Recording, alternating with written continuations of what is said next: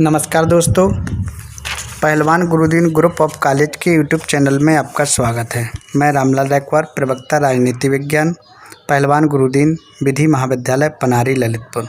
आज हम राज्य विषय पर चर्चा करेंगे।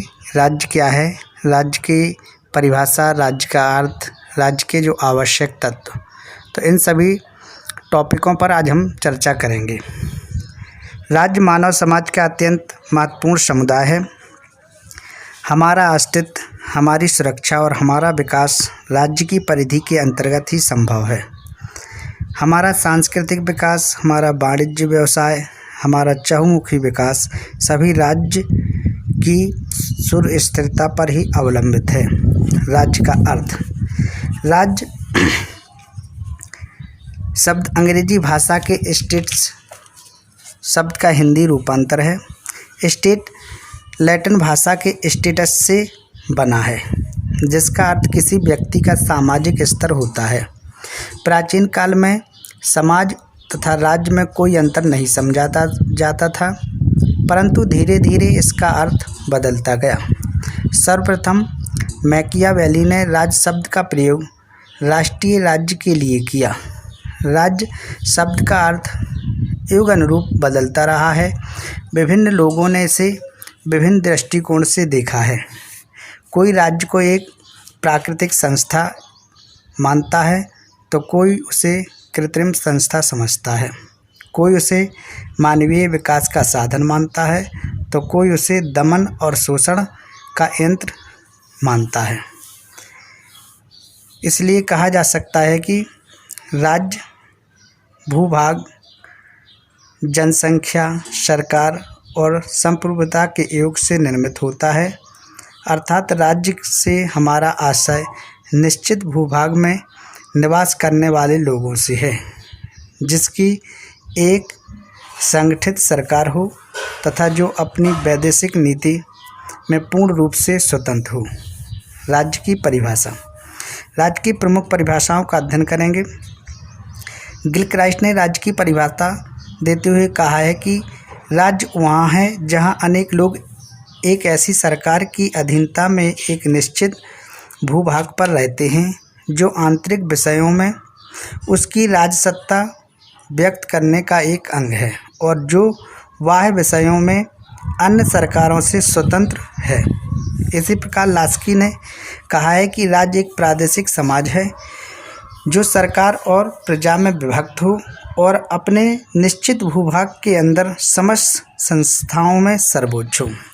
राज्य की परिभाषा देते हुए प्रोफेसर गार्नर ने कहा है कि राज्य संख्या में कम या अधिक ऐसे व्यक्तियों का समुदाय है जो किसी निश्चित भूभाग पर स्थायी रूप से निवास करता हो, जो किसी बाह्य नियंत्रण से पूर्णतया अथवा अधिकांशतया मुक्त हो और जिसकी संगठित सरकार हो और जिसके आदेश का पालन निवासियों के विशाल समुदाय द्वारा स्वतः किया जाता हो।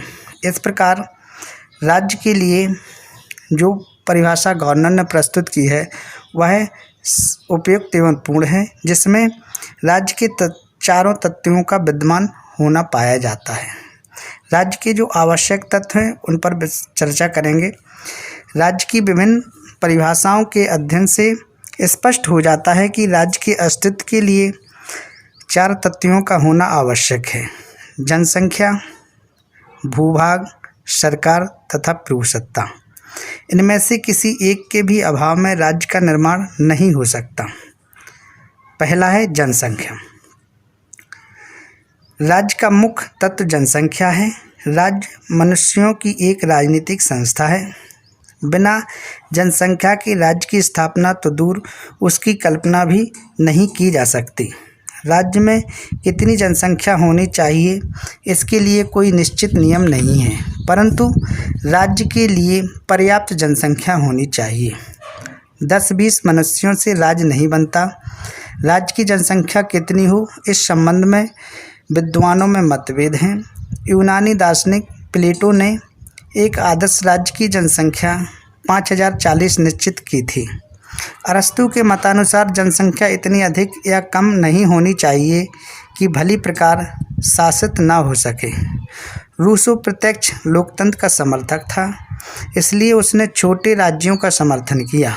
उसने एक आदर्श राज्य की जनसंख्या 10,000 निश्चित की थी।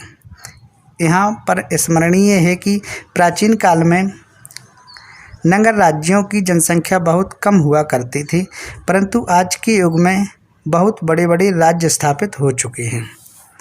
राज्य का जो दूसरा आवश्यक तत्व है निश्चित भूभाग। राज्य का दूसरा आवश्यक भौतिक तत्व निश्चित भूभाग है। अतः राज्य के लिए एक निश्चित भूभाग का होना अनिवार्य है। बिलोवी ने कहा है कि राज्य स्वयं में ना तो जनसंख्या है, ना सरकार, ना अदालत और ना संविधान ही। सच यह है कि राज्य वह प्रदेश भी नहीं है जिस पर राज्य की प्रभुसत्ता मानी जाती है, अथवा जिस पर उसका आदेश चलता है। राज्य वास्तव में निश्चित व्यक्तियों का समुदाय है जिसको राजनीतिक इकाई के रूप में संगठित किया जाता है। अतः स्पष्ट है कि राज्य में निश्चित भूभाग का होना उतना ही आवश्यक है जितना कि जनसंख्या का होना। इस प्रकार राज्य के भूभाग के लिए इस संदर्भ में कोई निश्चित नियम नहीं है कि उसका क्षेत्रफल कितना हो।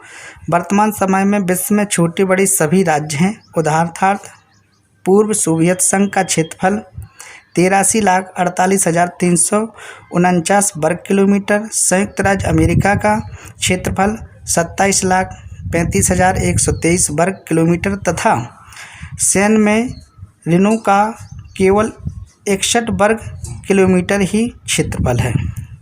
इस प्रकार राज्य का कोई निश्चित भूभाग नहीं है। राज्य का जो आवश्यक तत्व है तीसरा सरकार। राज्य का जो आवश्यक तीसरा तत्व सरकार है। सरकार राज्य का अनिवार्य तत्व है। कोई भी जनसमूह निश्चित भूभाग पर बसकर तब तक राज्य की स्थापना नहीं कर सकता जब तक उसमें संगठित राजनीतिक सरकार ना हो। बिना सरकार के राज्य की स्थापना नहीं हो सकती। राज्य के द्वारा सरकार ही एक राज्य अपनी संप्रभुता को जनता से स्वीकार कराता है। सरकार देश में शांति की स्थापना करती है, कानूनों का निर्माण करती है तथा कानूनों को लागू करती है और कानून तोड़ने वाले को दंड देती है। सरकार लोगों के परस्पर संबंधों को नियमित करती है। यह राज्य का वह निकाय है जिसके द्वारा राज्य के समस्त कार्य किए जाते हैं। अतः राज्य की स्थापना के लिए सरकार का होना आवश्यक है। सरकार इतनी शक्तिशाली अवश्य होनी चाहिए कि वह देश में शांति स्थापित कर सके और देश को बाहरी आक्रमणों से बचा सके। राज्य का जो आवश्यक और आखिरी तत्व है संप्रभुता। राज्य का जो चौथा अनिवार्य तत्व संप्रभुता है। संप्रभुता से तात्पर्य यह है कि राज्य आंतरिक रूप से उच्चतम हो तथा वह नियंत्रण से मुक्त हो। गेटेल ने कहा है कि राज्य का वास्तविक तत्व संप्रभुता है। आंतरिक दृष्टि से राज्य का कानूनी अधिकार समस्त नागरिकों एवं समुदाय पर होता है जो उस राज्य की सीमाओं में निवास करते हैं तथा बाह्य दृष्टि से राज्य पर अन्य किसी का नियंत्रण नहीं होता। इस प्रकार कहा जा सकता है कि राज्य, प्रदेश, सरकार और संप्रभुता राज्य के तत्व हैं। इनमें से किसी एक के अभाव में भी राज्य की कल्पना नहीं की जा सकती।